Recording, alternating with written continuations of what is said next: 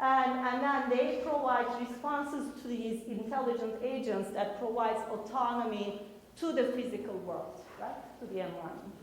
And we also add uncertainty on top of it because anything you get, any of these steps actually involves a bunch of uncertainty and probability. Let me just go back for a second. One other final word about autonomy. So ignore this part for a second. What you're seeing in this video is people going in and out of a room, right? So we have a faculty member, Professor Burgess. His research is figuring out how many people in the room so we can control the HVAC system accordingly. If it's one person, it's different than if you have hundreds of people. So they basically put depth cameras on top, right? And they're counting how many people are going in and out in the room to count how many people are occupying to figure out the control. So it turns out that, right, so we are now talking about responsible autonomy. So as we make things autonomous, we don't want to create more issues. And it turns out that in this case, the depth camera works, just ignore this part for a second. The depth camera works very well with a certain hairstyle and not so well with another hairstyle. So this person gets counted to go in and out. This person does not. Right? So all of a sudden, as we're trying to make things autonomous, we created a bias in the algorithms and everything, right? So I just want to highlight that, yes, our industry is a little late in autonomy, but we can do it right? We can identify these issues and make sure that the sensors that we use or the algorithms we use actually includes everybody and not systematically excludes certain demographics. Here's another one. This is a kind of a food delivery robot that you see. I actually saw yesterday at E22 in many places. This is close to our campus, but somebody tweeted and said, "Hey, wait a minute! I'm on wheelchair and I'm stuck with this robot." Right? So again, when we designed this robot, maybe we were thinking about walking people and optimizing that, and totally ignoring the demographics around wheelchair folks. And this robot didn't interact well with that person. Again, going back to the responsible autonomy, we want to make sure that as we do autonomy, we want to include every demographics to our decision making. Final word on responsible autonomy is around cybersecurity, or we call it cyber physical security.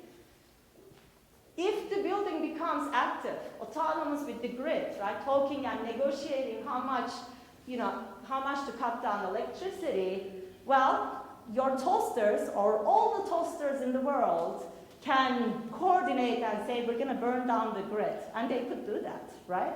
So when you have these autonomous agents and they are negotiating with each other, you're also getting more prone to cyber security or cyber physical security aspects.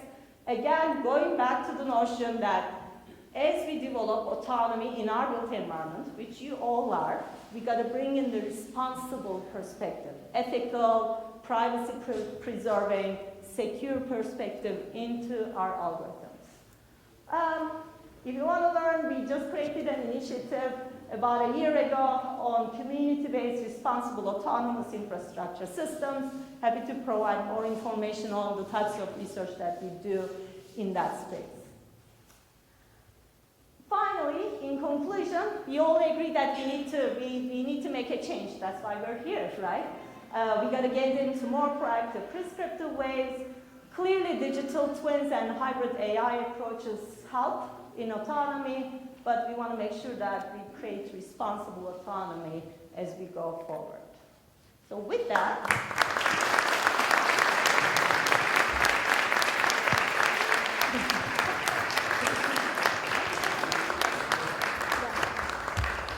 this was a great talk, Burcu. both informative and inspiring. Thanks a lot for that. I have lots of questions, but first I will ask the audience to ask their questions, please. I think we have time. Zeynep Hoca? Yeah? Can I invite questions from the audience, please? Yeah? Shall I? What do you think about new technologies about 3D buildings? 3D buildings. 3D buildings. Yes. What do I think about that? Yes. Well, it's not just 3D, right? It's the information-rich buildings. Oh, 3D printed buildings. Oh, yeah.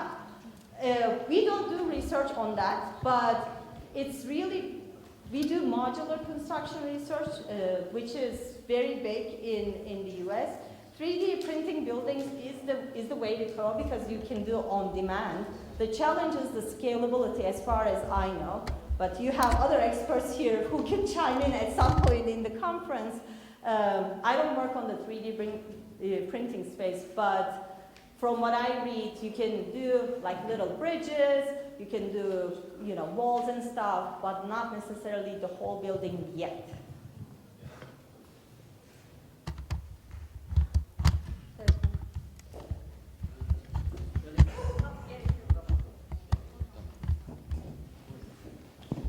Burcu Hocam, welcome. I'm very happy to see you here. I want to ask you if you see the digital twins as a technology or a platform, and I'm so curious about what you think about the sustainable improvement of digital twins. How can we do that? Okay, so to me, digital twins are key. Of course, I'm biased, right? That's what, for me, the digital twins are key if we're gonna do really interesting work with autonomy and AI and machine learning and all that stuff, because they really provide the background domain model that is needed, or domain knowledge that is needed to do any analysis. The updates, right, if you go back, it's actually a huge problem. We're slowly chipping away, but if you have all these information models and all these simulation engines, continuously working together, co-working, it's going to be a big challenge in terms of sustaining and updating and keeping the digital twin alive and relevant. So I don't have an answer yet, but we're all working on it, I guess. There's one question there.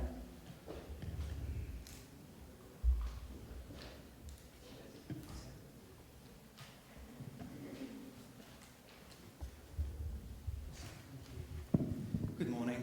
Do we know how widely digital twins are implemented outside the US, in Australia, UK, or other countries? I don't know, because the reason that I don't know is that it is like the BIM, right? Early 20s, all of a sudden we started calling the things that we were doing BIM. Before that it was product model, right? Product model turned into BIM.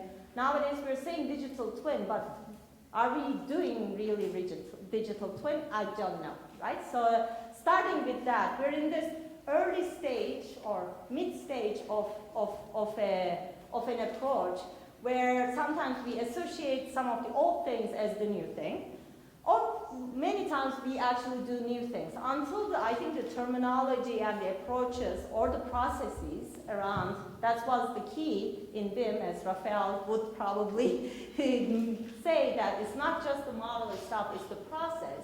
Once we have that, then we can start tracking the numbers, right? So I can't really say, because people say, oh, I'm doing digital twin, but they're doing Revit. Just like they were saying, I'm doing BIM and they're doing Revit. BIM is not just Revit, right? So we're seeing a similar notion here.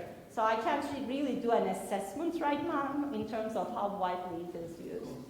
Really comes down to the definition. Yeah. Yeah. So we're in that stage. Okay, I mean this, you mean that, let's kind of agree what we all mean, kind of thing. Rafael. Thank you. Burcu. It's wonderful to see it all presented in this way, with the physical asset and the digital twin. And I'm struck by how many similarities there are between our work. Yours on the operations and maintenance and modeling of the buildings, but ours in the construction, during the construction. One of the assumptions we made in the construction space, which is not tested yet, but we claim it as an advantage, is that over time we can collect databases, historical databases of digital twins, including all their performance and everything they did, and then we can apply machine learning on the historical databases because we collect thousands of examples and then have learning for the next cases.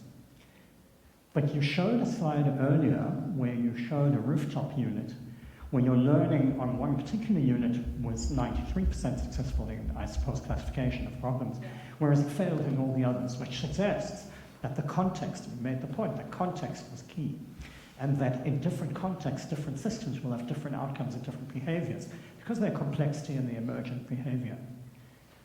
That suggests that perhaps our ideas of historical digital twins and accumulating data for machine learning are maybe wrong. And I'm interested in your thought about that here in this context as well, whether actually by accumulating digital twins we can benefit from learning over time from other buildings, or we can't. Okay, we gotta go for a beer now. Now it gets philosophical. Totally agree. I'm a whole learn from history kind of a person. Here's how I would differentiate. So day to day, when things are changing, right? Learning from history, if there's a similar change, that's awesome. But if it's not,